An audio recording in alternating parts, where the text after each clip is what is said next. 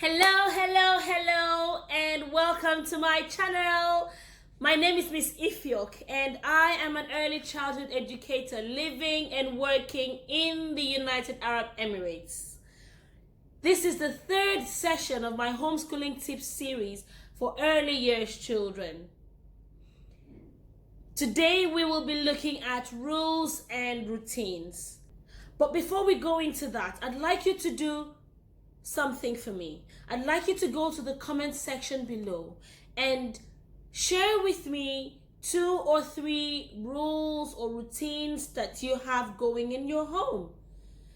Are there any challenges that you face? I'd like you to share that on the comment section below, and I will respond to them. I will respond to every single comment. Now let's look at rules.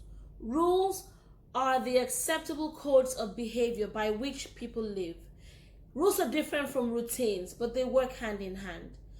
So for example, while in my house, it might not be acceptable for my children to sit on the sofa to eat or to eat in their rooms. For my sister, it might be different. For my sister, she might just accept that the children eat in the room or they sit on the sofa to eat. Now, rules are important because they help children understand what is acceptable and what's unacceptable. As children grow, they will be faced with situations where it will be expected of them to abide by rules. Now, if they follow rules at home, if they understand and they follow rules at home, it's more likely that they'll be able to follow rules outside, or they'll be able to follow rules anywhere else. So it's important that you get your rules at home. This is nothing short of what you do every day at home. It's only putting a little bit of thought and a little bit of planning into it. Here's what your rules need to focus on. Your rules need to focus on safety. For example, wearing a seatbelt in the car or picking up after yourself. Number 2, your rules need to focus on health. For example, brushing your teeth after every meal or washing your hands after you use the toilet. Number 3, your rules need to focus on building social skills like sharing and taking turns. Number 4, developing moral skills. For example, telling the truth or apologizing when you're wrong. Now, all these rules prepare the child for adulthood. And these rules, of course, will be redefined as the child grows. Now, I'd like you to do something for me.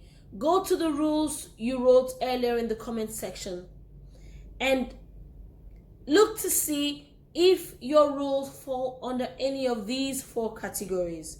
If they don't, then you might need to look at them again. Let's look at routines. A routine is an organized sequence of activities that's regularly followed. It's very important that children have routines because it takes away the anxiety of uncertainty. Now, where children have rules, they know what to expect. They know what's coming next. And this helps them to understand the environment better. Every family has a way of working. They have a way of doing things. They have a way that they organize and coordinate themselves. This is routine. There are 2 things you need to consider when you are setting up routines for your child. Number 1, you need to have a balance of activities. So you need to have active and quiet activities. Active activities like hopping or running or skipping or jumping. Things that get them moving. Quiet activities like storytelling, like Play-Doh, anything that keeps them calm. You need to also have a blend of adult-led activities and child-led activities. Adult-led activities like things you want to show the child. So this is something you have planned out for the child. Child-led activities where the child has free time to engage in an activity of his or her own. You need to have a blend of indoor and outdoor activities such that the child, this is what ensures that the day is fun for the child. You need to limit screen time. Do not let screen time take the place of person time. At this time, your child needs that contact with you. Okay? So that's the first thing you need to consider when you are setting up your routine for your child. Number 2 is representation.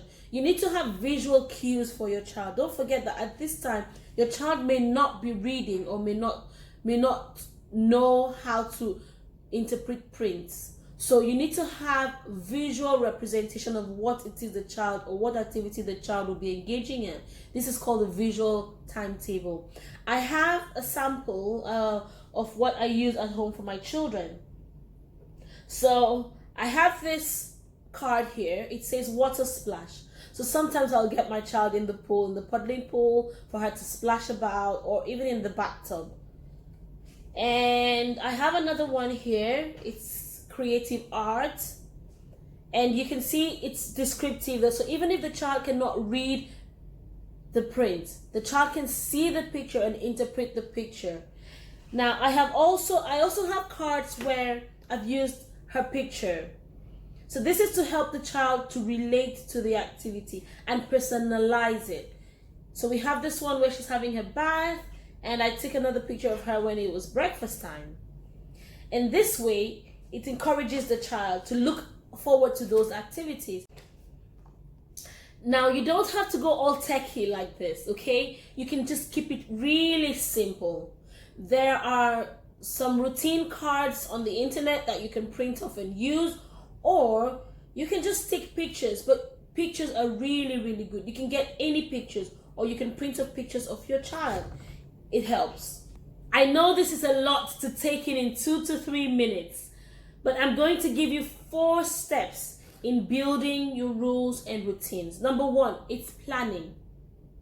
This is where you identify the rules and routine that works for your family. Don't throw away the old ones.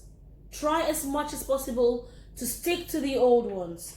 You just need to modify it and add in a few new ones. Number 2, explain the rules. Involve all the family members. This way, everyone will be on the same page. Everyone will be accountable to see that those rules are followed. Number 3, you need to adhere to the rules. Be sure to stick to the routine. Be sure, because the child will be watching, the child will be expecting. So you need to ensure that these rules and routines are consistent. You need to make them part of everyday life and everyday procedure. Now, it's very normal that children will try to test your limits and test the boundaries. This is where the 4th step comes in: results or consequences. What happens when those rules are not followed? What happens when the routines are not followed? Now, following these 4 steps allows you to put a little bit more thought to your rules and routines. Thank you for watching. I hope that these help. And if you haven't subscribed yet, please press the subscribe button. That's when you get notified when I post new videos. Alright, I'm looking forward to seeing you next time. Thank you, bye!